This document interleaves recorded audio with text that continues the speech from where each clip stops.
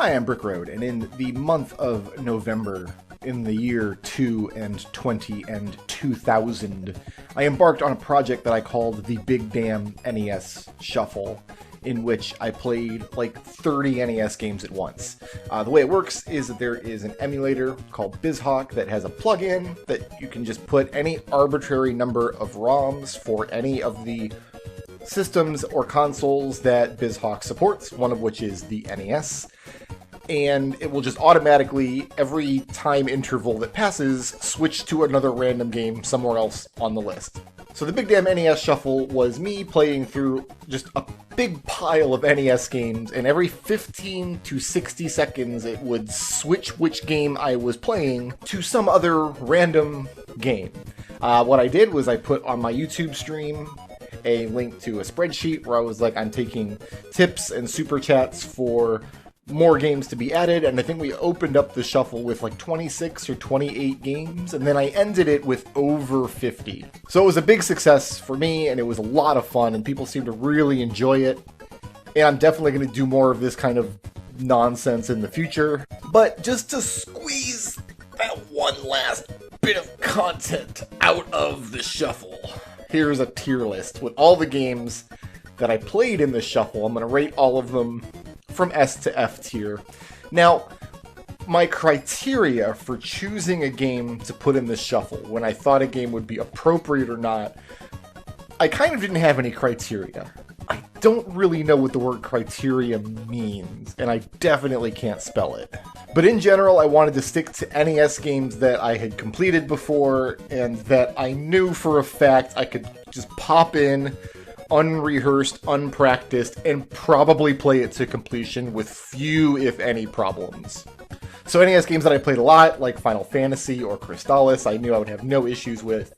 Whereas NES games that I have played, but not really recently, like Clash at Demon Head or Battle of Olympus, both games I have full Let's Plays of on my channel if you'd like to watch them, I was less confident in those skills. But even with those criteriums in place, we got a good 50 games out of it, and I played for over 100 hours. In fact, as I'm recording this, the final game in the shuffle to be completed, which is Dragon Warrior 4, I still have about 6 or 8 hours ahead of me. That stream is still in the future.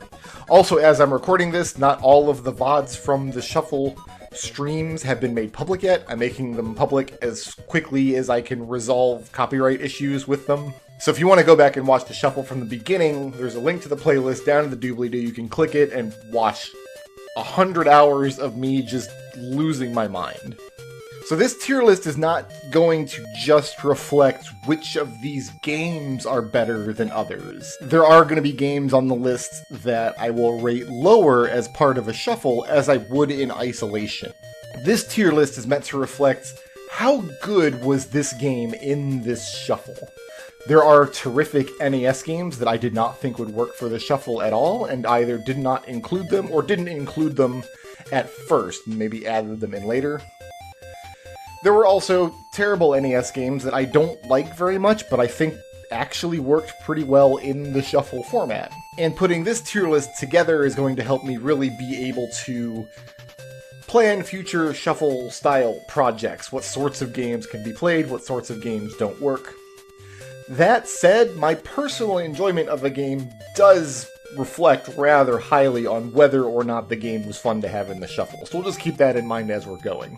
We're going to go in the order that I completed the games in the shuffle, but I do want to start off with just the pivot stone right in the middle. B tier is for baseline. That is the middle of the pack. What game do I think is like the exact middle of a good shuffle experience? And you know what? I'm going to say that that game is Kirby's Adventure. Kirby games are fine.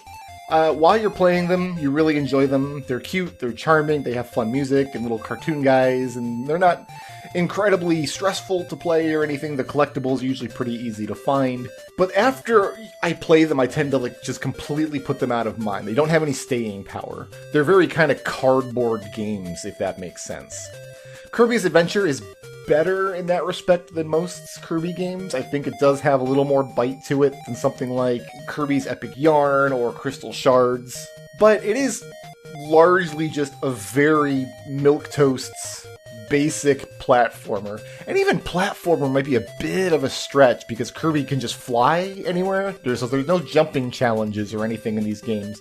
Mostly just flat or like vaguely hilly expanses of kind of medium populated with monsters. That's basically Kirby Adventure. I think I said during the shuffle that Kirby's Adventure feels like it has like twice as many levels. It's a fairly long game for an NES game. It does have a save battery to it. Like you can save your game and come back to it later, so maybe it should be kind of assessed as though it were maybe an early SNES era game, because that was very much more common going forward into the 16-bit era. And Kirby was like right on that line. Like 1993 was right on the edge. It could really go either way. But in the shuffle, it was basically just this kind of long game that I never hated playing. I was never upset to switch over to Kirby, but at the same time, it's just Kirby. It was just mildly pleasant.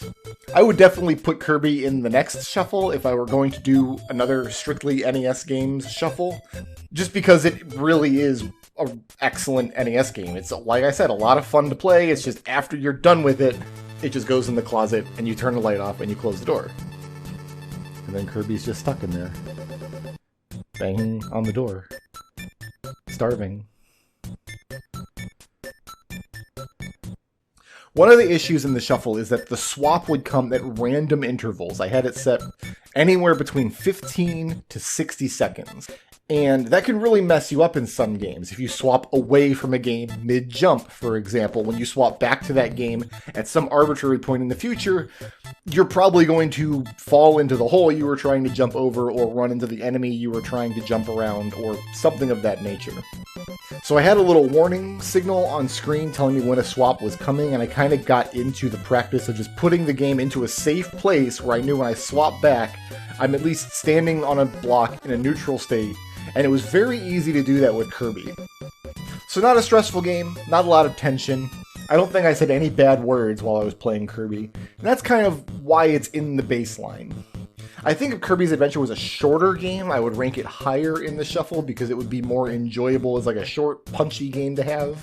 And maybe if it were a longer game, it might work better as what I'm going to call an anchor game. I picked a couple of games specifically to be anchor games, to be very long experience to kind of sit in the background of the shuffle and kind of work as a benchmark for how much of the total gameplay I had left ahead of me.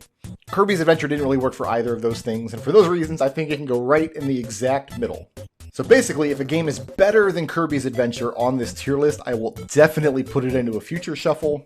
If it's underneath Kirby's Adventure on the tier list, I would have to have a long think about it. So the first game that I completed in the shuffle was Tetris B-Type 9.5. This is NES Tetris.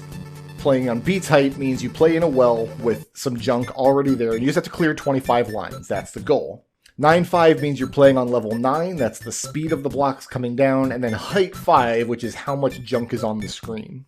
And this is impossible in the shuffle. You just cannot do it. The blocks are coming down too fast when you swap into the game to make any meaningful decisions. And one wrong drop, putting one block in the wrong space, is going to tank your entire run. This was not going to be a game where I was making a little bit of progress each time working towards an end goal the way Kirby's Adventure was. This was a game where I was going to have to get a good run and make enough progress to meaningfully complete the game, or I would never get it done. When I did a test run of this shuffle with like 12 games, I actually rage quit Tetris B-Type 9.5 because I just couldn't get it. I kept swapping into the game and then immediately crashing out, and I hated it, and I took it out. But then when I did the real shuffle, I put it back in because I was like, you know what? I'm a go-getter. I'll just lump it. And then what happened is I got it on like my third try. We just got really lucky. We swapped into the game right at the start of the level where I picked 9.5 off the little select screen. And then like a full 60 seconds to play it, and then good drops within those 60 seconds. So by the time I swapped away from it, I had a really good board position. And we cleared this in just a couple of hours of playtime. And I would definitely do it again. I think 9.5 was excellent, and I'm going to put it up here in the A tier. I only just now realized that the little box arts I made are slightly too high for the tier list, so each tier is going to get stretched by a few pixels as we go. Tetris 9.5 is one of my kind of just go-to unwinding games. Like, I'll just load up an emulator and just play it for a little while. So I definitely knew I wanted it to be part of the shuffle, but Tetris is on the list again. It's on there twice. We'll talk about it in a minute. First, we got to talk about my boy Donkey Kong. I didn't realize when I set up the shuffle that Donkey Kong and Donkey Kong Jr. had been released separately for the NES. I had no idea these were separate releases. The release I was familiar with was a compilation called Donkey Kong Classics, which has both games on one cartridge. What's even weirder is apparently there also was a separate release for Donkey Kong 3 that wasn't put onto the Donkey Kong Classics cartridge. Like, you couldn't fit those 3 games onto... Maybe you couldn't in 1986 or whatever year it was. I have no idea. But anyway, I put Donkey Kong and Donkey Kong Jr. both in the shuffle. We completed both of them almost immediately. These are just... I'm going to put these both in the C tier, one right after the other. Maybe DK Jr. slightly ahead, just because there's a little tiny bit more to it. But overall, these were just short, non-challenging, non-threatening games. The actual texture of the shuffle was that at the start of it, when we had 26 or 28 games or whatever it was, it's extremely chaotic, and you could play for multiple hours without going back to a game after swapping away from it. But as some of these shorter games started falling by the wayside, we were focusing more and more time on the longer and longer ones. And so it kind of settled into this place where we had all the short little games kind of out of the way, as just as we were approaching the end of, like, the Mega Man games and the Metroids and the Zelda kind of length games. So Donkey Kong and Donkey Kong Jr. are like barely noticeable speed bumps. I think I would put these in a future shuffle simply because, like, why not? They're Donkey Kong. You might as well. You could also increase the challenge of this particular entry in the shuffle if you set a different end goal. My goal was just to complete one loop, save Pauline or save Donkey Kong, depending on which one you're playing. But you could, like, that's not the end of the game, obviously. These are the NES ports of arcade Donkey Kong, so you could set the limit to some number of points or some number of loops cleared. I actually don't like these games enough to have thought about it more than just complete one loop. Okay. The other instance of Tetris that I had was Tetris A-Type. That's the standard Tetris that everybody knows, where you're just trying to complete as many lines as possible. And my goal was just to get 100 lines. If I went over 100 lines, that was fine. I would play until I crashed out, but I had to get at least 100 lines. That was going to be my clear of the game. What actually ended up happening is I got 100 lines, immediately made a mistake, and then I think I swapped away from Tetris, and when I came back to it, I couldn't recover from the mistake, and I crashed out at exactly 100 lines. So, yeah, Tetris was fine. I don't know a better end goal than 100 lines. Like, I'm not good enough at the game to play much beyond that anyway. And, like, what little of it was there, I felt like it wasn't very engaging to me. I don't know, 9.5 was just a much more better inclusion. But I don't hate Tetris. It's a good game. I think I could definitely put it in the B tier underneath Kirby. I think having 2 instances of Tetris in the future, I would need to differentiate them more. I know that there's a Tetris ROM hack that, like, competitive NES Tetris players use to practice on that have, like, better garbage clearing modes to play around with. I could look into getting one of those ROM hacks to add to the list. By the way, some of these games are ROM hacks. I don't know if I mentioned that. Chip 'n Dale's Rescue Rangers was the next game that I cleared. And yeah, kind of like the Donkey Kong games, right? It is super short game. Not a lot to it. Maybe 7 or 8 levels. I do like it better than either of the Donkey Kong games, though. I'm not even sure it's fair to put it in C tier. I think putting it in the B tier might be a little better, because it's a great game and it's fun to play. It was very easy to plan around for swaps in Chip 'n Dale's Rescue Rangers. You just kind of stand still and you're good to go. Would I put it ahead of Tetris? I think I would, but probably not Kirby. The problem here is there's just not a lot of meat to this game. There is a sequel to Rescue Rangers on the NES. I didn't put it in the shuffle because it's very, very rare. I don't own a copy of it. And I played it once many, many years ago, and I didn't remember much about it. Maybe before I do another shuffle like this, I'll see about playing Rescue Rangers 2 and see if it deserves to go in. Oh look, there's a Mario game all of a sudden. Let's talk about Super Mario Brothers. You kind of have to put this game in an NES shuffle. If you do an NES shuffle and you don't have Super Mario Brothers, like, what are you even doing, man, right? Here's the problem. There's actually two big problems with this game. In the shuffle, the game itself is fine. I love Mario. But in the shuffle, there's two problems. One, Mario movement is very based on momentum and inertia and like judging the parabola of your jump before you take it, and you don't do a lot of adjusting your jump while you're in the air.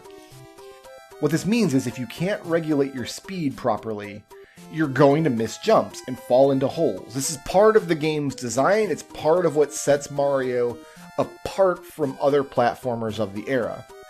In the shuffle, when they can take control away from me at any point and send me over to Zelda or Final Fantasy or Princess Tomato or whatever, that was the cause of a lot of fun deaths in Super Mario Brothers. And there's a trick in Mario 1 where you get infinite continues, and I know how to do it, but if it happens, it sends you back to the first level of the world you're in. And that was kind of another soft criteria I had. I didn't want to have games in the shuffle that had limited continues.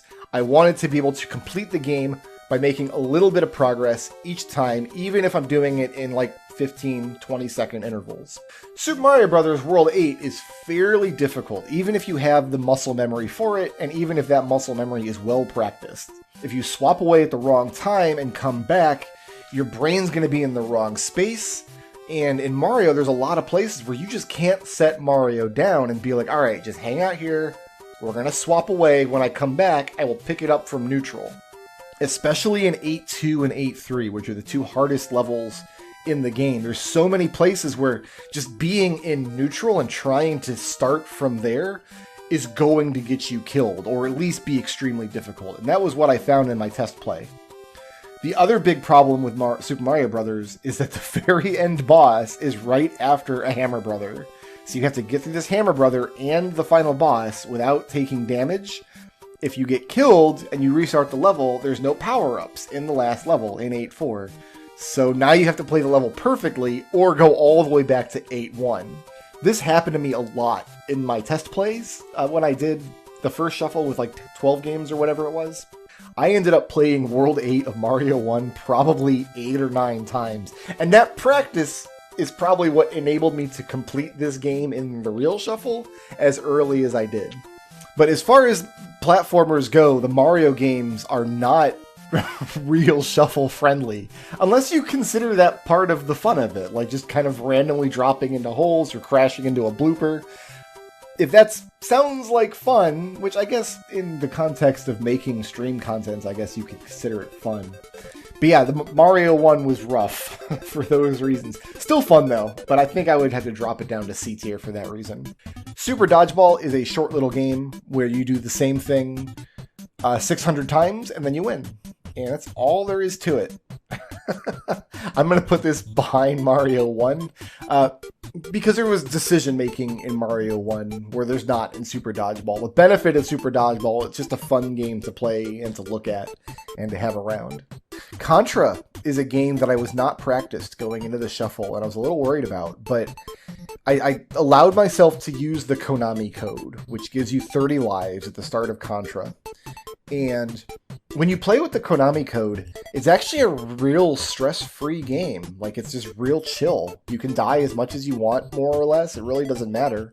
I do prefer playing the game when I'm well practiced, because then you can get the fun spread gun and keep it through the whole game. In the shuffle, I ended up playing Contra with the little pea shooter most of the time. But yeah, no, not a lot of stress happening in Contra. I think I'm going to put this one kind of up here by Rescue Rangers, because it kind of had the same nutrients involved. A short game with very little stress. It came, it went, it outlived Mario 1 somehow. Like, I completed Mario 1 first before I killed the alien at the end of Contra. Super C was a game that I always had like in the wings considering putting into the shuffle. But I'm less well practiced at Super C. I've only played it a couple times. And the Konami code only gives you 10 lives in that game, not 30. So I was kind of scared away from it. I did not want the shuffle to be all platformers, though. Like in NES, the context of an NES game, if you're talking about an action game, it's almost always a platformer, or sometimes a sports game, but usually a platformer. But I did want some variety. I wanted some non-platform games, and I really enjoy the NES ports of the 3 Infocom adventure games. The first one of those that I completed was Uninvited. Uninvited is a game where you are stuck in a haunted house looking for your missing sister, and it's like a puzzle game where you have inventory puzzles to solve. I have the solution memorized, except for there's a maze you have to go through at one point that I only kind of know my way through. So there wasn't a lot of decision-making involved. It was pretty much just a chill run through Uninvited. But I do think the shuffle needs games like that. It needs games where you can just take a few moments and decompress, like exhale for a minute. So Uninvited was a good way to do that, especially because it has the little Cookie Monster jam. Yeah, that's the jam. The jam you're hearing right there. Ah, the Cookie Monster jam. Love that little bastard. It's a good game, and it filled its role admirably. I'm actually going to put it at the high end of B tier, I think. I was really trying to find like non-platform games to include in the shuffle, and I kind of wish I had more stuff like Uninvited to put into it, although that's an ominous monkey paw kind of thing to say, as we'll see when we get later on in this list. The first game I completed that wasn't part of the initial lists was not even a game. I told my stream, like, yeah, you guys can keep giving me tips and super chats, and as I fill up my little tip meter bar, I will add more games to the shuffle, but I didn't let the viewers pick the games. Like, I was the one picking the games, and I told them, like, I'm going to make some troll picks. Like, there's going to be some games that I pick that are just dumb. And Taboo the Sixth Sense is really dumb. What this is it's a deck of tarot cards that it does a tarot reading for you in broken English, which I don't understand because it's not a Japanese-made game. It's made by Rare, of all people, which is an English company. I don't understand why they couldn't write decent English for their tarot cards. I have no idea what was going on. It's not a game. It was really dumb. I put it in the shuffle. I really shouldn't have. Yeah, this is an F. I would not do that again. Shadowgate is my favorite of the Infocom games, and I like it better than Uninvited, but other than that, I think everything I said about Uninvited also pertains to Shadowgate. I think putting it right there at the top of the B tier is appropriate. Okay. Bionic Commando. Wow. Bionic Commando is maybe the perfect kind of game to have in the shuffle, because it's very hard, but I know it really well. Like, I can play Bionic Commando effortlessly. And in fact, in the shuffle, I did. I didn't make any major mistakes when I played the game. I think I got lost once or twice on the world map, maybe. The game does have limited continues, but it's very, very difficult to run out of continues. If you know what you're doing even a little bit, you won't ever have to continue. It's long enough to have some meat on its bones, but it's not so long that it wears out its welcome, kind of like Kirby does. So yeah, when I'm building a shuffle, Bionic Commando is exactly the kind of thing that I'm looking for, and I definitely think this was an S-tier shuffle game. It's also just one of the best NES games in general. Highly recommended if you've never played it, but you have a fondness for NES games. You know what? No, if you've got a fondness for NES games, you've played Bionic Commando at some point. I'm going to go ahead and retract that recommendation. Everything I said about Mario 1 also applies to Mario 3. I mean, like, in terms of the momentum and having safe places to put Mario in neutral for a swap, like, all that's the same, except World 8 of Mario 3 is all auto-scrollers. There's a tank level and a boat level and an airship level and another tank level, and it's just swapping into or out of an auto-scroller was almost always bad. So I spent probably more than half of my time with Mario 3 just trying to get through World 8. And World 8's already not that enjoyable. I think if you are using the warp whistles to get to World 8 as quickly as possible and finish the game in like an any percent kind of spirit, you lose a lot of what makes Mario 3 such a special game, because most of its really fun levels are going to be in those middle worlds, and like World 4 and 5 and 6. World 1 is just a little too basic. I mean, it's fun, but it's a little too Babby's mode. And then World 8 is just lava and auto-scrollers and Bowser dropping his big old booty on your head. I didn't commit to doing a warpless run in Mario 3 for the shuffle, so I did just get the whistles and go straight to World 8, and as such, it wasn't a great experience. I do think I would include Mario 3 in a future shuffle, but I think I would commit to doing it warpless, which is the fun way to play the game. I enjoyed Mario 3 less than Mario 1, but it wasn't like pointless, so I guess it goes in above the Donkey Kongs. I love Monopoly as a board game. Like, I'm the guy who likes playing Monopoly. I'll play Monopoly with you whenever you want. It's fine. I actually think a lot of the complaints that people make about Monopoly as a board game, I'm not going to say like they're baseless or invalid, but it's like a lot of people just don't know how to play Monopoly. Like, they don't play by the rules, and then they end up hating the game. NES Monopoly, though, is real quirky because you can set it up to eight players, right? Any combination of human players all playing with the same controller, or computer players.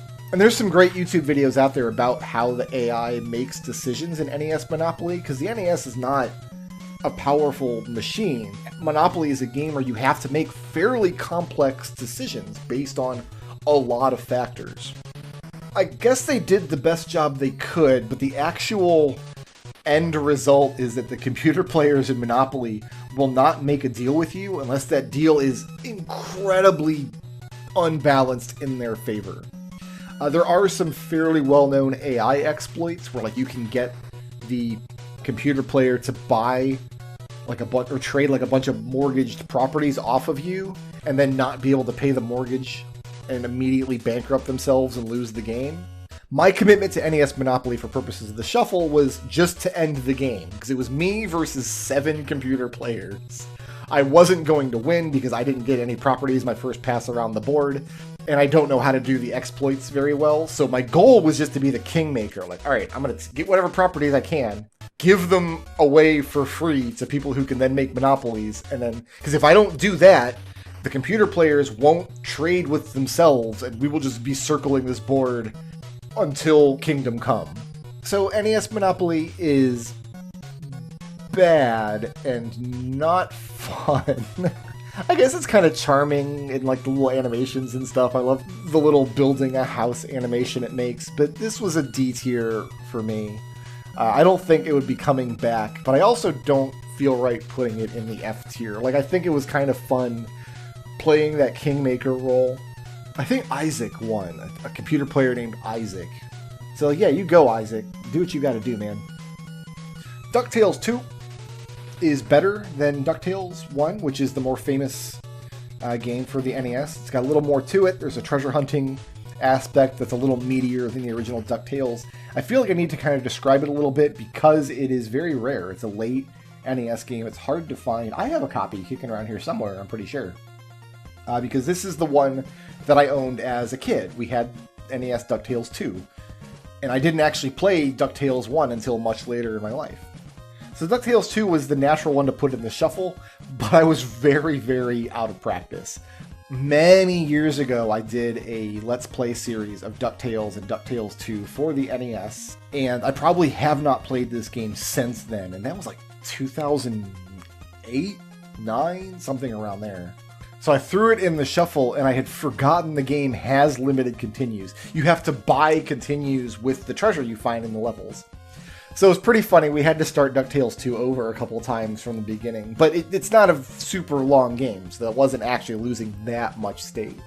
So yeah, I enjoyed it. I definitely think that I would enjoy it more if I took the time to learn it better.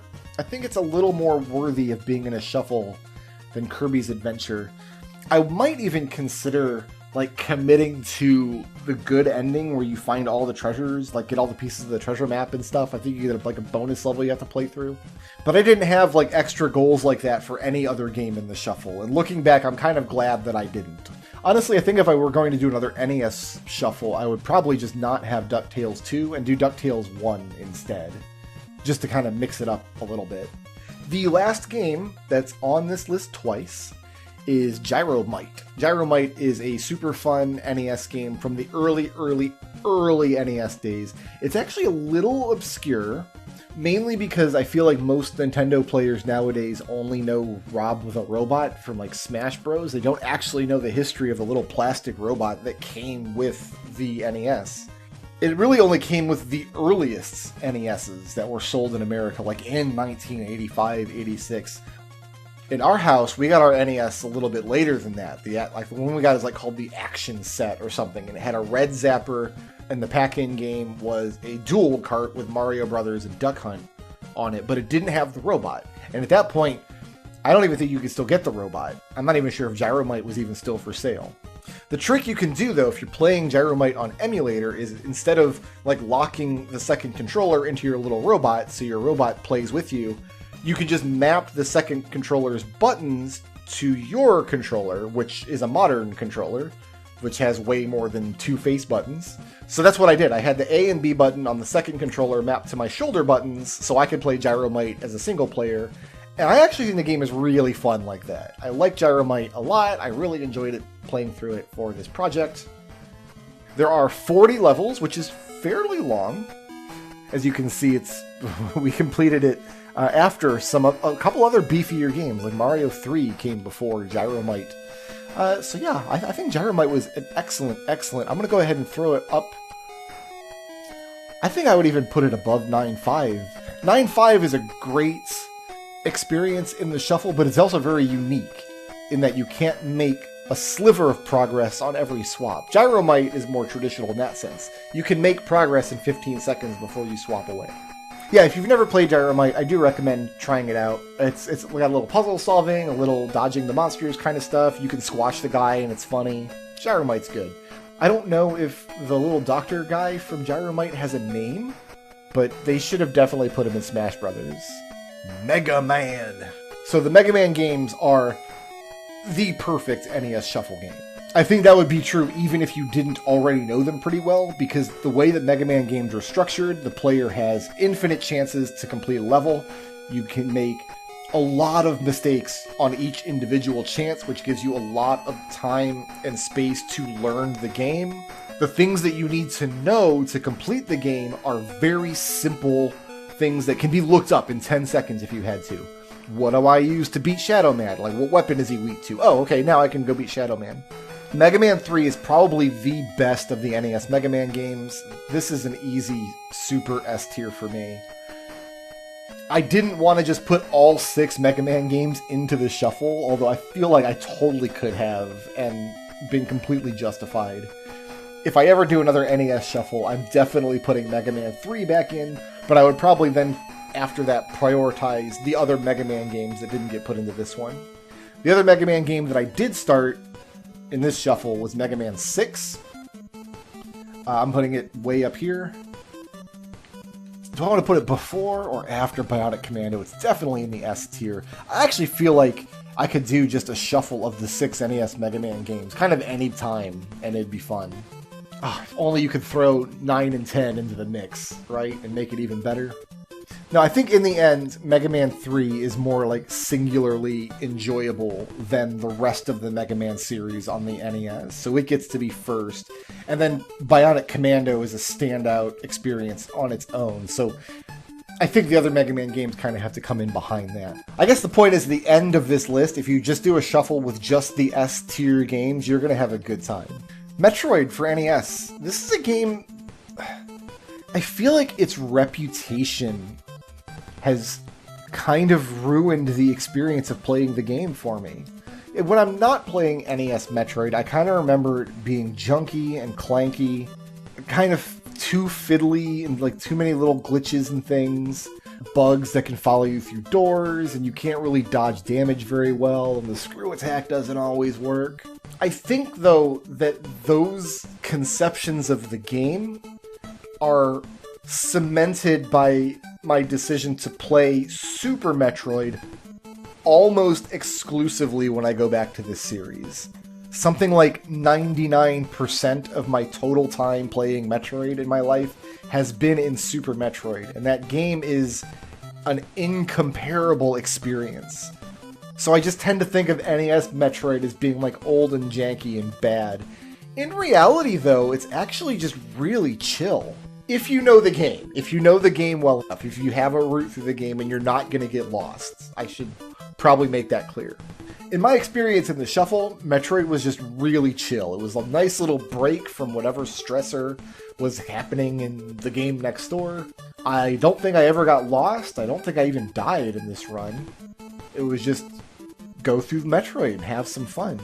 So yeah, I do think the game kind of gets a bad rep. I think I should play it more often just to keep reminding myself that no, the game is solid. It's got a core good game in there. It's just feels pretty good to play, and it's never going to feel as good as Super Metroid. I'm sorry.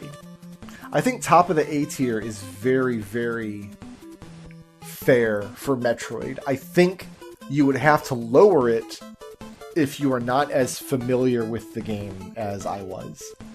If only AM2R were not a standalone app. If only I could load AM2R using this BizHawk emulator, because then I could do a shuffle with AM2R and Metroid and Zero Mission and Super Metroid, which are the 4 good ones that are worth playing. Alas, we do not live in the best timeline.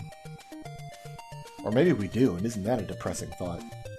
Not every game on the list was a classic NES game. I had a few games that are homebrew NES games from the modern era.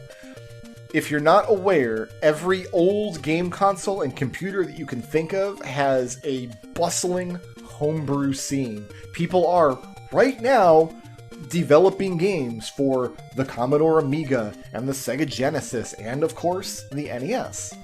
In 2019, a company named MorphCat Games made Micro Mages, and it's an outstanding game. The physical circuitry of NES games is such that most NES games that you've played have extra little chips or memory banks or whatever soldered onto the circuit board inside the cartridge. Like something like Kirby's Adventure is one of the most advanced NES games to come out. They could not have produced Kirby's Adventure in 1985, 1986, whatever.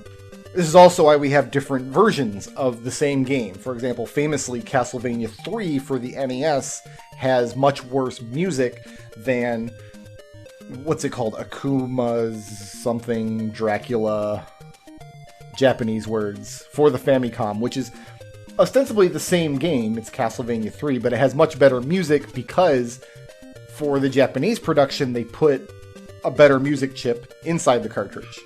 The challenge that MorphCat gave themselves was, can we make an NES game under the same constraints that people would have been working under in 1985 for the first run of NES games? Metroid, Super Mario Bros., Gyromite. There is an excellent YouTube video, it's a development video for Micro Mages where they explain how they, like some of the tricks that they use and how they put the whole game together. It's an outstanding game, and I really recommend it. You can buy it on Steam, and when you do, part of what you get is an NES ROM that will boot up in any NES emulator. So yeah, putting Micro Mages on the Shuffle was a no-brainer. It does kind of have the same problem as Mario 1, where if you die and lose all your lives, you have to go back to the beginning of the world you are in. So I ended up playing the last world in the game a couple of times. Also, the very last boss isn't good. It's just a bad fight. It feels too swingy, like if you just kind of die out of nowhere. You can get into a good groove if you practice a little bit, which I had to do, but yeah, I think Micro Mages, I can go ahead and put it pretty high up. I'm going to put it at the top of the B tier. And the only reason it's not higher than that is having to replay that final world in the constraints of the Shuffle kind of pushed it further back than it should have really been completed earlier than it was. It's just too bad that I suck at Micro Mages. Oh, also Micro Mages has one of the best twist endings in any video game ever made, so enjoy that. Ooh! Oh, this hurts. I hate Castlevania. I hate it. A lot. Like, a lot. I get it. It's a classic NES game. I'm the only human being alive that doesn't worship the ground Castlevania walks on. But no, I think it sucks. I think it controls badly. I think the boss fights are badly designed. The levels are fun, except for level 4. Level 4 is terrible, but the rest of the levels are usually pretty okay. Also, most of level 6 is bad. and some are level 3. Half of the levels are okay, but the boss fights are terrible. You do get infinite continues. You can just keep throwing your sweaty meat sack against the game until you eventually win, but I just don't like the movement structure in Castlevania, and a platformer lives and dies on its movement systems. Maybe it's not fair to put it behind Taboo the Sixth Sense, because Castlevania is actually a game. Maybe it deserves to be at the top of F tier. The joke at the time was I made a list of games to include in the shuffle, and I put like a little price tag. Like, if I make this much money in tips, I will add this game to the shuffle. And I put Castlevania at the very, very end. The thought process was, I'm not going to make my way all the way down the list, so haha, it'll be a funny joke if I have a game that I hate at the end of it. And then, to my delight / horror / surprise, we blew past that goal, and I ended up having to add more games on top of it. I'm not going to apologize anymore for hating Castlevania. I do have a Let's Play series where I sat down and I learned the game brick by brick, memorized the whole thing, because I've been told hundreds of times over the years that you just don't... The reason you don't like it is because you're bad at it, and if you got good at it, you would like it. Well, I got good enough to clear the game on 1 credit without continuing, and I still hated it then, and I still hate it now, and I'm going to hate it tomorrow, and I'm going to hate it forever. And I also hate Castlevania 3. Castlevania 3 wasn't even in the running for this shuffle. The Legend of Zelda is a classic NES game. It was wonderful, wonderful addition to the shuffle. I'm going back and forth in my mind whether it should be S tier or A tier. I think the actual process of playing through The Legend of Zelda is pretty similar to Metroid in terms of enjoyability and in terms of, like, I already know the route through the game, like, I'm not going to get hung up anywhere. The difference is there are more choices to make in Zelda, since Metroid is a pretty fixed route that you have to take from beginning to end. Whereas in Zelda, there's a couple decision points where, like, okay, if I have X amount of rupees by this point, I can go buy my bow and arrow.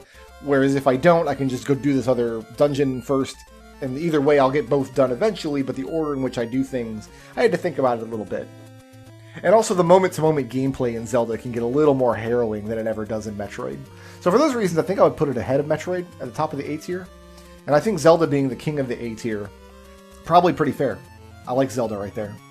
Also, the first draft of this tier lists, instead of having just the box art for each game, I had little cartridges made. But when the tier maker website reduced the size of the images to the cartridges, you couldn't see the game art anymore, and you couldn't read any of the text or anything.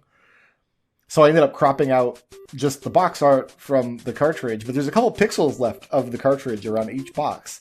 And I'm actually glad I had to do this in the end, because I had the same gray cartridge template for every game, but I was putting them all together, and I was making the one for Zelda, and I'm like, oh, it can't be a gray cartridge, it's got to be a gold cartridge. So I just changed the color levels until it was like golden and kind of yellowy, but I couldn't get it to look like the cartridge. It just kind of looked like somebody peed all over a Zelda cartridge. So that's a fun behind-the-scenes explanation that you didn't need. Castlevania 2 is fun. I like Castlevania 2 a lot. The problems with Castlevania 2 involve knowledge. It's really hard to figure out where to go or what to do. The reason for that is the game has a legendarily bad localization. The instruction manual is not very helpful, and they thought it would be fun to write red herring clues into the game. Just outright lies that NPCs would tell you to try to throw you off the scent. So I didn't play vanilla Castlevania 2. I played a version called Castlevania Redacted. This is a version of Castlevania 2 that rewrites all the NPC dialogue. It also kind of smooths over some of the quality of life stuff, like some animations are made faster, there's less downtime overall. Even if I'd played the vanilla version though, I know the route through the game pretty well, and there's not a lot of places where you can suffer huge setbacks. It's just a more chill experience, and I think the moment-to-moment gameplay is just as fun as Castlevania 1's ever can be. So yeah, solid game. I think this one belongs up here in the area with like Kirby and DuckTales in them. I think dropping it just behind Kirby is fair, because in Kirby you can never really lose state, whereas in Castlevania 2 there are some edge cases where if you die at the wrong time, you can lose state and then have to grind for a while. Also, there's a fair amount of grinding at the beginning of the game that's just not avoidable.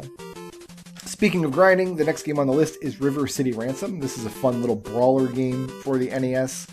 it's kind of like Super Dodgeball in the sense that it's made by the same company, it has the same art style for the little guys, but it's also a game where you do the same thing 600 times and then win.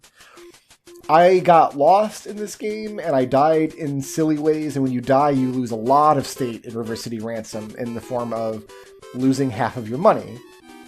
And money is basically the only way to build your character up. So it's fun, but I think it definitely overstayed its welcome. I think River City Ransom, in terms of the shuffle, belongs down here in the C tier. And I'm going to put it underneath the Mario games. So in the Mario games, each individual level is its own structured challenge, whereas in River City Ransom, basically every single screen is just fighting the same guys in the same way. I don't hate Dragon Warrior, not exactly, but I do think it's a very boring game, and I don't enjoy playing it. And I did not play Vanilla Dragon Warrior for Shuffle. What I did was I found a ROM hack of Dragon Warrior that reduces the cost of level ups and equipment by like 10 times. So I was effectively getting 10 times as much experience and gold from each fight. And so the game was just like a chill romp through the 6 things there are to do in Dragon Warrior. And it's going to have to be... You know what? I think putting it right next to River City Ransom is very fair. It was kind of the same experience with both of these two games, because every time you switch into it, you know you're just going to be doing the same thing for a few minutes. Well, not a few minutes, 15 to 60 seconds. But every time you did, you'd be making a little tiny bit of progress. The difference is, I guess, in River City Ransom, you could die hilariously and lose a bunch of money, whereas in Dragon Warrior, I don't think I ever died. Maybe once in the final dungeon? I don't remember. I definitely would not have added this game to the list without the experience boosts, because then it would have taken 6, 7, 8 hours to clear or something. I think the speed run of this game that doesn't use RNG manipulation, that just like grinds out the levels, I think that still takes over like 4 or 5 hours. It's ridiculous. I did want to flex on the shuffle as often as possible. I tried to include any game that I'm familiar with but has a reputation for being really, really hard on the NES. Legacy of the Wizard is one of those games. Legacy of the Wizard is mean, and it's stingy, and it can be outright abusive. But I've played it a bunch of times, and I love it, and I know it really well. There was no reason to not put it on the shuffle, just to kind of show off a little bit. Most of Legacy of the Wizard is a pretty chill experience. There is one stretch in the beginning of my run with the father character that is really dull just because his level is just very long and sloggy. And then there's a level later in the run with the mother character through a particularly hard section of the dungeon that I never know if I'm going to complete or not on that run. But this game went pretty well. I think I did have to restart some stuff a couple of times. I would definitely put it in the shuffle again, though. I think putting it up here next to Simon's Quests might be appropriate. And I think even putting it ahead of Kirby might be appropriate. The difference here being that every level in Kirby is basically like every other level in Kirby, whereas most of the sections of Legacy of the Wizard you're playing through are very different from each other. And then, of course, you have different characters and different items and different things that you're doing over the course of the game. It's more of an exploration-based game, but I wasn't doing that exploration in this run, if that makes sense. Dr. Mario is worse Tetris. The problem with these, like, stuff falling into the well genre of games that, for whatever reason, we as a community have decided are called puzzle games, even though there is no puzzle solving, and even though the levels are not puzzles, by any definition of the word. What was my point? Where was I going with this? Basically, if you're going to make a game where stuff's falling into a well, and you have to arrange the stuff in the well, like, Tetris is the best possible permutation of that, and every other version of that has been inferior to Tetris. Dr. Mario tries, it's a color matching game, it's fine, it's enjoyable enough, but like Kirby's Adventure, it really outstayed its welcome after a while. I committed to playing 30 levels, because level 30 is the highest level you can pick to start on, and honestly, after like level 26 or 27, you really don't have enough space at the top of the map to work with. It's kind of just up to luck whether you get the right pills in the right spots or not. I think Dr. Mario being a low C is acceptable. I would put the Donkey Kong games back into a shuffle before Dr. Mario again, I think. If I did another one of these, I think I would try to find a way to fit more Tetris in long term rather than play a bad Tetris knockoff. Mega Man is S tier in shuffle, as I've mentioned. Now, I did not start with Mega Man 2 in the shuffle. Mega Man 2 got added as a tip donation later on, but we put it in and I played it and completed it and I love it and it's S tier. The second of the Homebrew games that I added is a game called D-Pad Hero 2. This is like if Guitar Hero were made for the NES. So instead of having like a plastic guitar and you have to like you hold the frets down, you're holding an NES controller and you use the left and right buttons on the D-pad and then the select B and A buttons. Those are your 5 inputs. The real downside to D-Pad Hero 2 is, I guess, that if you're making an actual NES game, which these guys did because it's playable on an emulator, there's just not enough memory available to have enough songs to really make the experience worthwhile. There's only 6 songs in this game, and they're fun.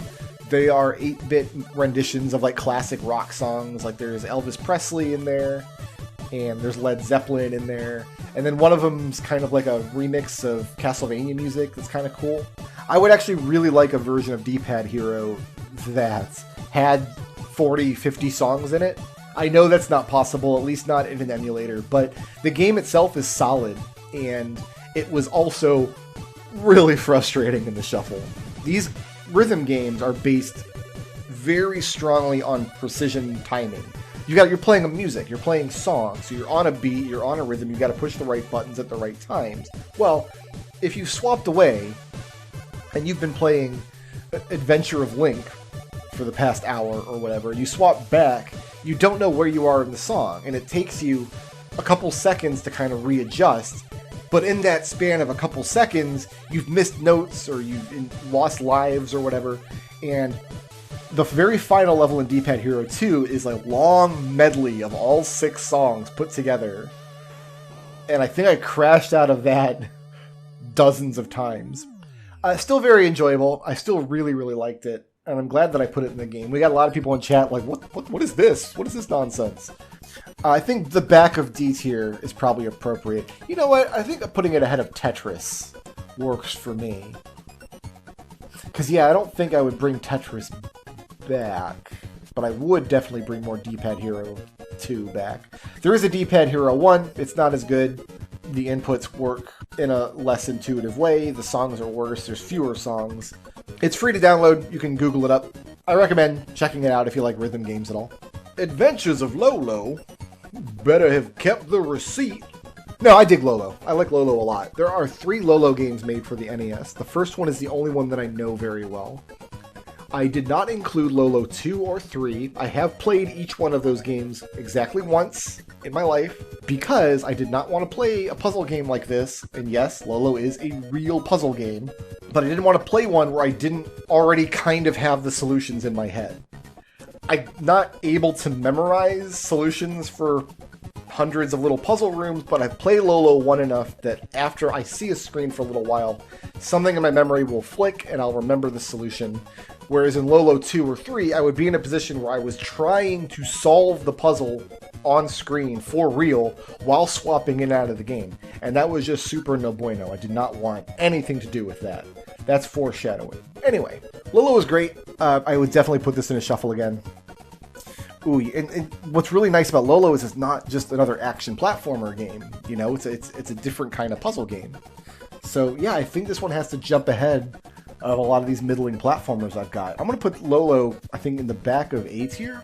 It had some similar nutrients to Gyromite, now that I think about it, because Gyromite was also solving little puzzles, little action-y puzzle levels in individual rooms.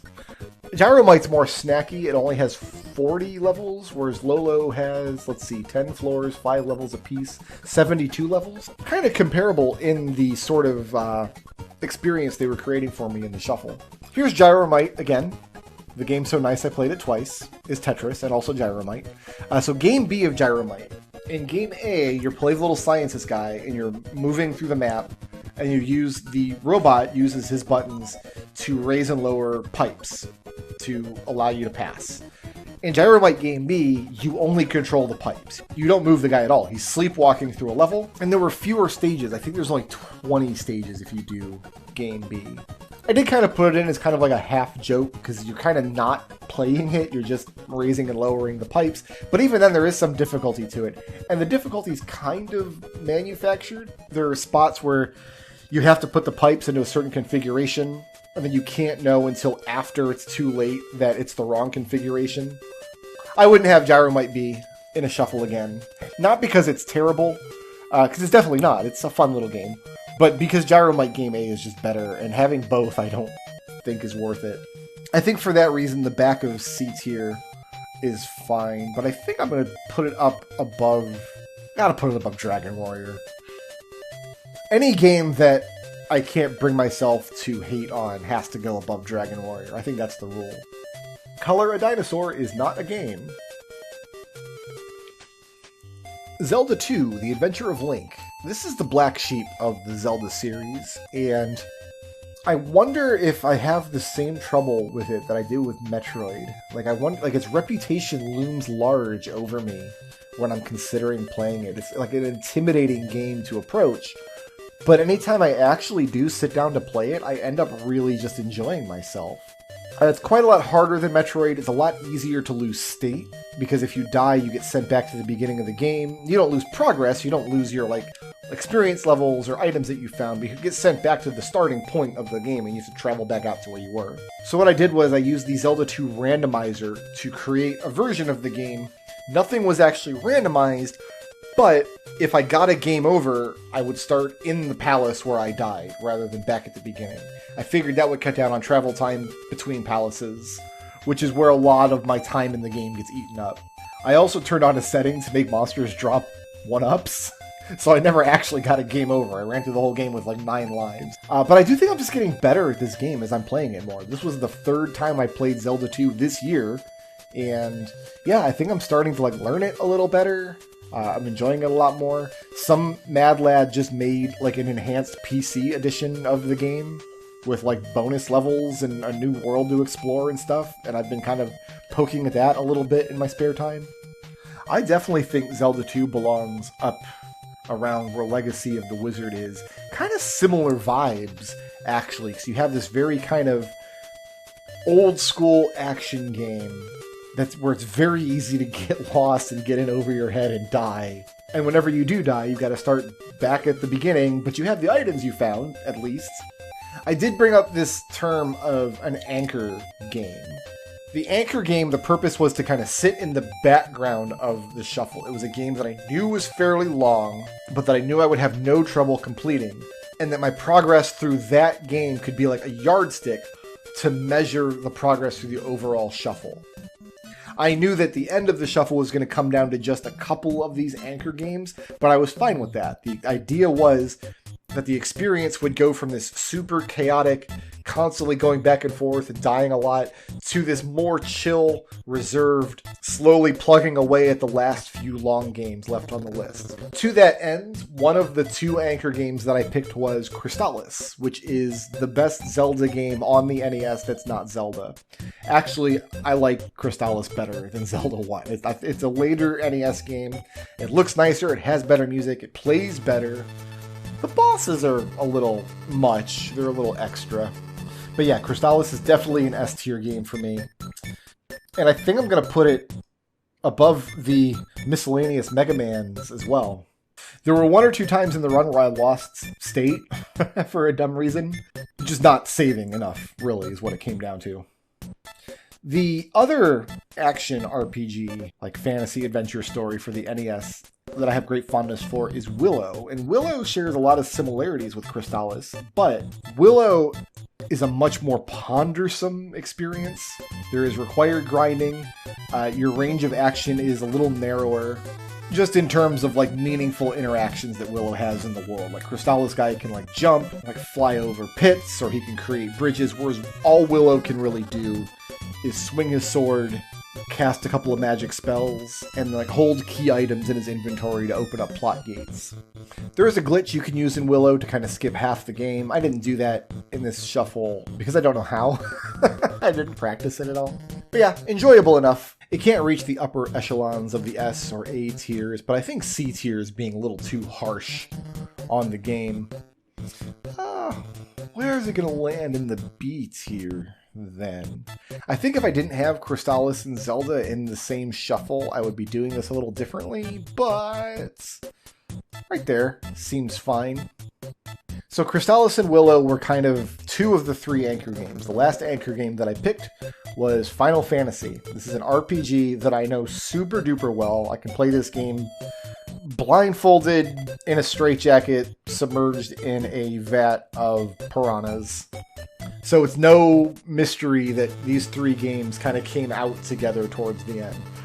Of course, there are more games behind it in the shuffle. These are all games that got added in later. So like half of the total playtime of the shuffle was still to come by the time Final Fantasy was finished. But high S tier game. I'm never going to do one of these shuffles and not put Final Fantasy in it. And just looking at those four games side by side, Final Fantasy, Mega Man 3, Bionic Commando, Crystallis, in that order, like, yep, that's the NES. Those are kind of the four cornerstones that hold up the NES for me. In case you're wondering, I used in this run what I believe to be the strongest possible party to pick, which is 2 fighters, a red mage, and a black mage. I could lecture at great length for hours about why I did. I had very little issue in this run. I did use the Final Fantasy 1 randomizer to make a version of the ROM where I could I had a run button on the maps, and I could purchase more than one item in shop at a time. I didn't consciously make any more changes to the game than that, but I think I must have had a couple of other options that I tweaked incorrectly, because I noticed that prices in the game were much cheaper. That ends up not mattering a whole lot over the course of a typical run of the game for me. But it is worth noting in case you're going to go back and watch the shuffle VODs and be like, run invalidated. Like, I get it. I'm with you. The third homebrew game I put on the list is a game called L'Abbé des Morts. L'Abbé des Morts is a homebrew game made by Loco Malito, who specializes in making modern games in the style of old consoles and computers. L'Abbé des Morts specifically is done in the style of a ZX Spectrum game, which was an old gaming computer that was very popular in Europe, but not so much in North America. Well, somebody took that version of the game, the original version, which I've Let's Played on my channel. I've got a run of it on YouTube. And they made an NES version of it, so it runs on NES emulators. So that's the version I played here. As far as I can tell, it is identical to the ZX Spectrum version that I had played previously, and it's a fun little game. It's really good. Not a lot to learn, but it's very high level of difficulty as you're playing it. I think I had to restart this game 10 or 12 times before I finished it for this shuffle. I see that I've kind of, in the terms of these short-ish kind of action games, I seem to have kind of split things up here, and I didn't intend to. I need to decide, do I prefer the shortish length action games, the little punchier games like DuckTales and Rescue Rangers and Contra, to the longer fare like Legacy the Wizard and Zelda 2 and Kirby? And I think for purposes of the shuffle, yeah, I think the shorter games have to come in behind, and that's the company that L'Abbé des Morts is going to keep. But I'm going to put it at the head of that pack. The reason for that is basically novelty. This is another game that nobody's ever heard of, really, because it's only like 5 years old. I got a lot of comments like, what is this game? I've never seen this before. And I think that's just cool to have when you're doing a shuffle project like this. Faxanadu is one of those games that I think I mentioned Battle of Olympus, that I was a little intimidated by putting in the shuffle. I wasn't sure if I could just pick it up and finish it without practicing or without looking stuff up. But as more and more games got added, as that little tip jar thing filled up, I went ahead and bit the bullet through Faxanadu, and I figured, what's the worst that could happen? Nuclear war. Second worst thing that could happen is I get to the end of Faxanadu and just have a bad time with it. That didn't happen. Faxanadu is a pretty breezy little game if you know it well enough, and I guess I'm at the point in my career where I do know it well enough that I didn't really have to look anything up. I just kind of felt my way through it, and yeah, this B tier is kind of filling up with these same kind of games. This one, I'm putting just ahead of Kirby. I think Faxanadu is a little better than Kirby in this project because Faxanadu has more varied locales. Kirby looks nicer, I guess. I don't know, it could be a toss-up. I'd play Faxanadu again, though. Oof. Little Nemo, the Dream Master. I'll tell you guys a little story. This video is going to go up in early December, mid-December maybe, on December 25th, which is a holiday that the name of which I can't remember right now. But as a tradition on my channel, I upload a full playthrough of usually an NES game on that day. It goes up first thing in the morning on the 25th. I've been doing this for more than 10 years. And like the second or third year that I did it, I played Little Nemo the Dream Master. I uploaded it, I put it on YouTube, didn't think anything of it. I had this memory in my childhood of just loving this game and it not being super hard, but also not like the kind of game that's really conducive to like splitting up into a Let's Play series. Remember, this was back at the time, YouTube didn't allow me to upload videos of 20, 30, 40 minutes in length. Wait, what am I talking about? Of course it did. Of course it allowed me to upload longer videos. This had to have been later than that because this particular video was like 50 minutes. The timeline in my head is muddled, but it's less than an hour. I beat the game in less than an hour with no practice. So, the first game I put on the list of like bonus incentive games for the shuffle was Little Nemo the Dream Master. And people were like, you don't know what you're getting into, Brick Road. This game's really super hard. You're going to regret this. And I'm like, what are you talking about? Little Nemo's fine. It was not fine. I don't know what happened in that Christmas video from 2012, 13? Not sure. No idea. But I got to the final level. No, I got to the third level. And there's no checkpoints. It's this big auto-scroller. And I was there for like hundreds of swaps. And then you get to the final level, and every neuron in my brain remembered the final level of Little Nemo is chopped up into like 4 segments, and each segment counts as a checkpoint. Nope, that's not correct. When you lose your last life, at any point in that last level, you go all the way back to the beginning, and you gotta fight all the bosses again, and it's really obnoxious, and oh my goodness, I got real salty. I'm not proud of that, but I'm gonna take it out on Little Nemo. It's a D tier game for this. I can't put it in the F tier because I don't hate Little Nemo. I really don't. The problem was the swaps. If I had just been sitting there playing it exclusively to where I'm on this problem section and I just play it over and over and over until I build up the correct sequence of motions and then get past it consistently, then it's fine. But I wasn't able to do that in the shuffle because I kept swapping away to play Princess Tomato. And I'm not going to put it behind Monopoly either. I still think it's a cute little game. It's really good. It's got some hitbox problems, and it's got some checkpoint problems, and I won't put it into another shuffle. But, no, that's it. I'm done talking about Little Nemo. Moving on to The Little Mermaid, which, when it comes to these short, snacky, kind of substanceless NES games, this might be the shortest and snackiest of them. To the point where, like, its brethren, whoops, I didn't mean to right click there, its brethren, Rescue Rangers and stuff is up here. I actually think we gotta pull Little Mermaid down here. There's just almost nothing to this game. It's 5 short levels. The game mechanics are a little wonky. They kind of feel like a mid-80s era arcade game in some ways. I don't really want to spend a lot of time unpacking that statement here. As far as a movie tie-in game goes, it's fine. I don't hate it. I've Let's Played it, haven't I? Maybe I haven't. I don't remember now. But it was okay to have in the shuffle. I keep mentioning Princess Tomato.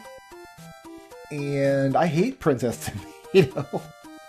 So my thought process was, like, Uninvited and Shadowgate are way behind us now.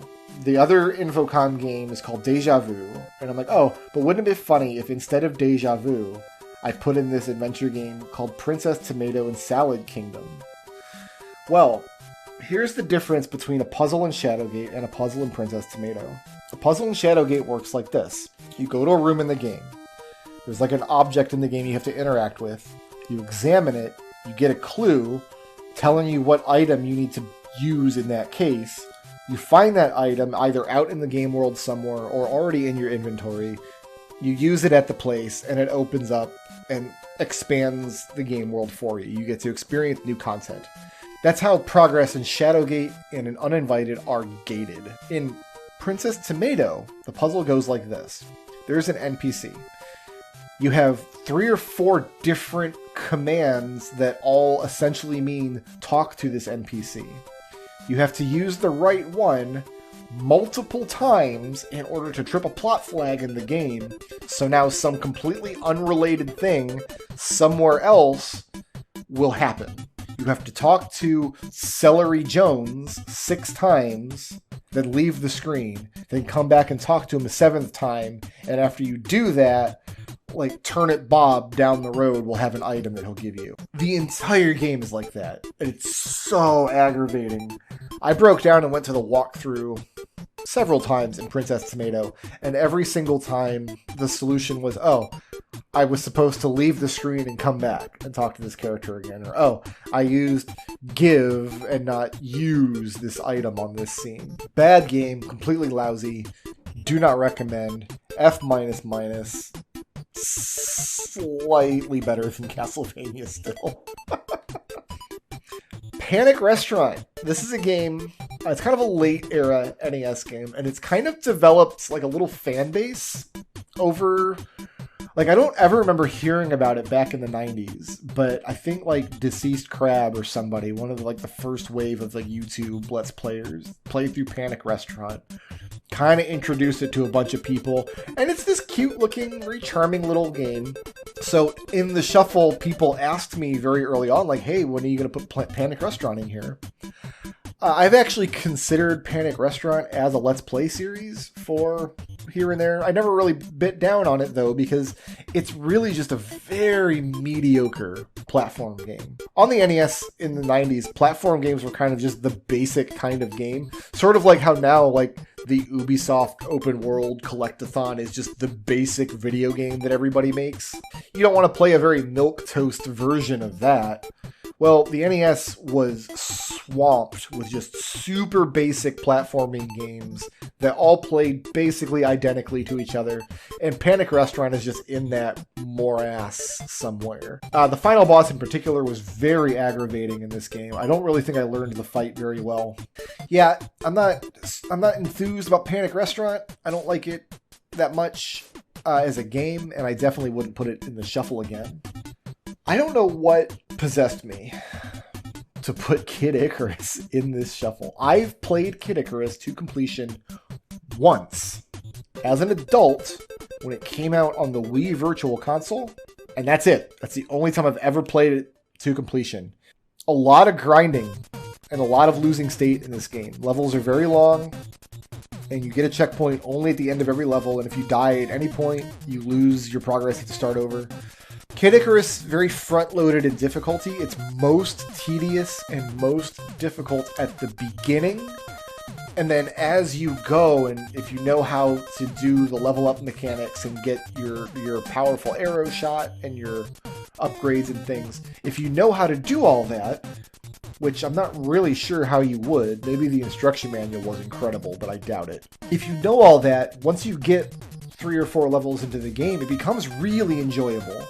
Every 4th stage is this big maze that, I guess you used to call them like Zelda-style mazes, but more appropriately nowadays, I think you would think of them more as like Shantae-style mazes, because it's a side-scroller 2D action game. I actually had to map the mazes out on pen and paper while I was doing the shuffle, and I enjoy that kind of work. I like mapping stuff out. I think it's fun. So I really did enjoy Kid Icarus. The first couple hundred swaps into the game, though, we're just trying to grind out the first few levels of Arrow to get the game into kind of a playable state. I've looked, there's not an easy way to just like put a password in the game and skip that part. Battle of Olympus, I mentioned earlier, has like, I use Game Genie code and cut out all the grinding and just do the fun parts. You can't do that with Kid Icarus. It would take somebody with ROM hack ability to like make a ROM hack of the game where you can start the game with 3 blocks of health instead of 1, and the level 3 arrow instead of level 1, like, or something like that. And then the game, I think, would be really fun and really replayable. I didn't hate it. I'm glad that I revisited it, but I'm not in a rush to play it again. And I'm going to put Kid Icarus down in the D tier. Oh, I'm sorry, buddy. Ahead or behind Little Nemo? You know what? I'm going to put it ahead of Little Nemo. Here's why. Little Nemo started out fun, and then dawned on me over time how awful it was. Whereas Kid Icarus started out awful, but then got better over time. Like, the back half of Kid Icarus was more fun to play. Neither one belongs in the shuffle. I purposely didn't put Mario 2 in the beginning of the shuffle, because I didn't want to... I already had 3 Mario games in there. If you count Dr. Mario as a Mario game, which you should. Also Mario's and Donkey Kong, don't forget. Mario 2 is the one that I know the least, and that came through in the shuffle. Because I had to restart it a bunch of times. We eventually did finish it, and it's not a bad game, but I don't like it as much as Mario 1 or 3. But the reason I don't like it as much is because I don't know it as well. I feel like if I sat down and practiced the game, put a couple dozen hours into it, and learned it really well, I actually think Mario 2 would be more conducive to a shuffle format than either of those games. Because you don't get to the world of auto-scrollers in Lava Land, like in Mario 3. See, I think where I'm going to land here is that those two things even out. The game itself is not as good as Mario 3, but it works better in the shuffle. I think that's fair. Also, I kind of just like, it looked like Raccoon Mario is chasing Turnip Mario, and I just think that's funny. Solstice was another flex, not gonna lie. It's another game that's just impenetrable and very difficult to play if you've never played it, but if you learn it a little bit, it becomes much, much less harrowing. I did a test play of Solstice before committing to putting it in the shuffle. My test play took about 2 hours, and I had to replay a bunch of scenes in it as I was kind of reacclimating to the map and to the movement systems and remembering where things were. I did a second run that was only like 20 or 30 minutes. So I was like, okay, I can definitely do this in the shuffle. And then I'm glad I did. Solstice is just a really fun game to show off, because people who haven't seen it before, it kind of doesn't look like anything else on the NES. It has a legendarily great soundtrack. It's worth playing the game just to listen to the title screen music all the way through. It's like 3 minutes long. It's insane. Half of the cartridge space is just that title screen music. This is definitely an A tier game for the shuffle. And I think a high A tier. I think you just put it behind Metroid and Zelda. Oh, we have another Zelda here. That's right. Yeah, we played a Zelda randomizer in the shuffle, where I randomized everything, mixed first and second Zelda quests together. The only thing I did was I played as Zelda. You can pick your sprite, so I picked Zelda's sprite. So we were playing as the girl. We had to rescue Link at the end. But I gave myself a bomb wand. So there's a feature in Zelda Randomizer where you get the magic wand, and if you have the book, instead of like your magic spell turning into a fireball at the edge of the screen, it explodes like a bomb. So I gave myself a bomb wand, and we just had fun blowing up all of Zelda 1. I think it's fair to put this right next to Zelda 1 in terms of how well it worked in the shuffle, because anything you say about Zelda 1 could apply to Zelda 1 Randomizer, right? I didn't actually use a tracker. Really, I just used a notepad to just keep track of some basic notes as I went, and that's more than enough for Zelda 1. I wonder if I'm becoming too over-reliant on trackers in the randos that I play. Anyway, so at this point, I was like really running out of games to put in the shuffle.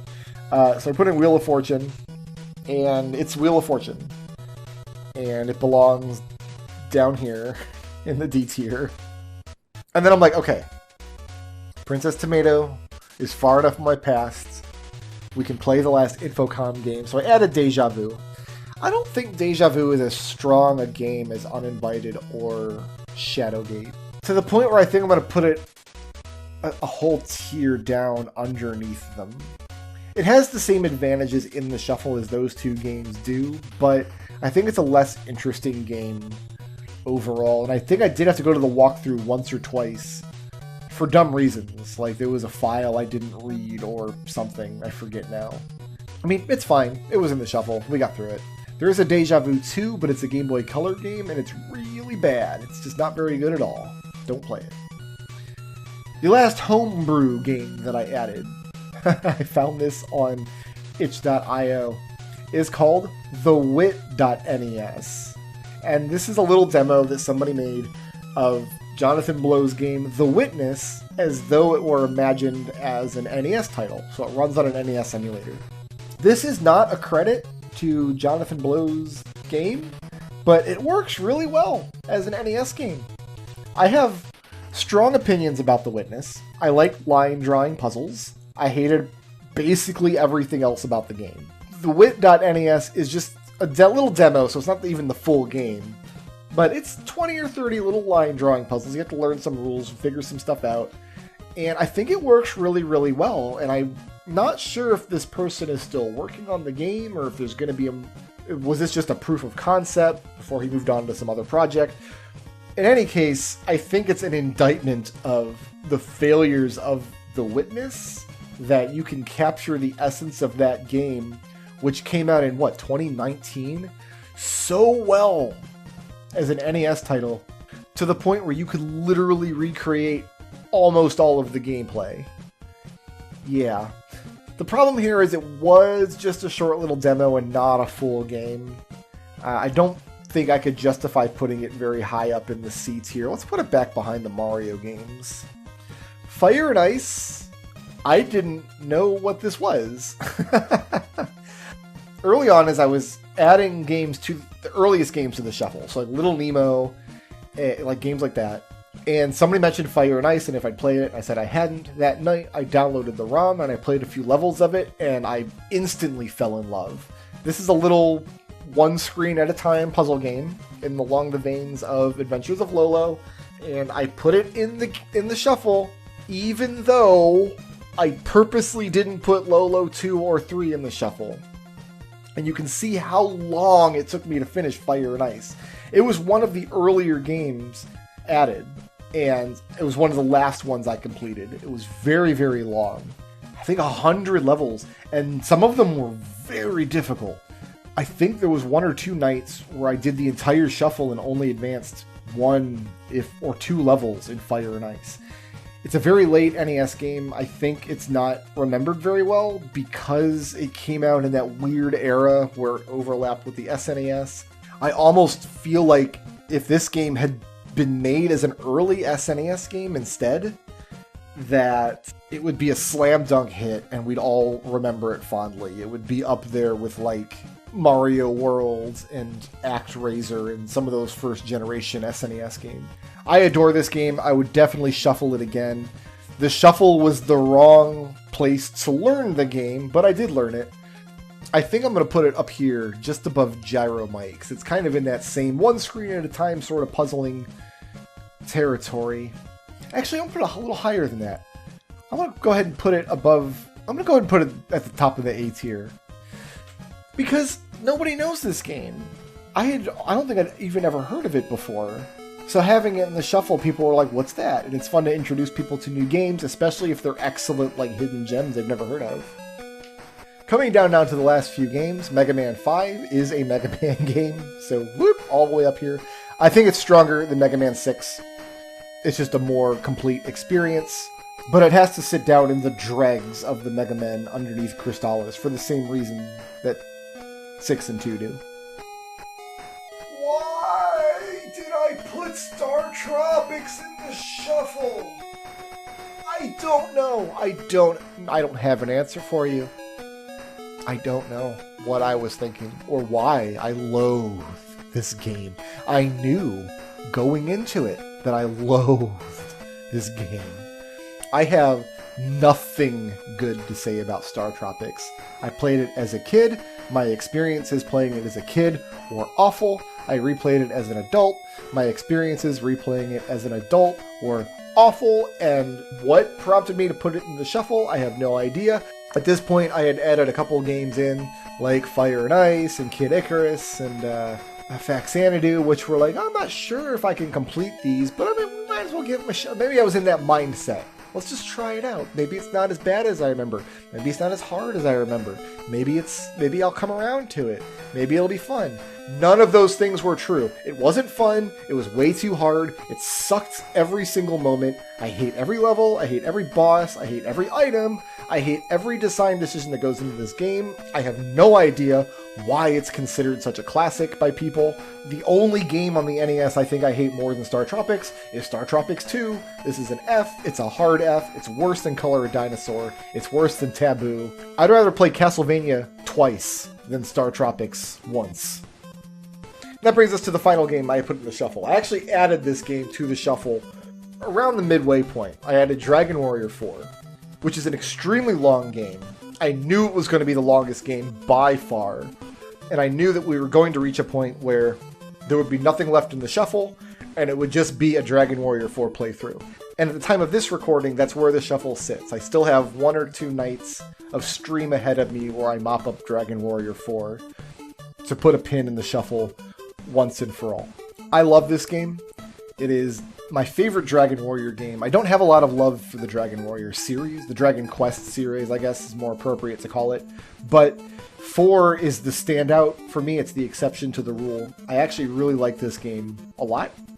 And my feeling, like I said, was we'll shuffle for a little while. I'll be playing it after like the bulk of Final Fantasy and Crystallis are already done.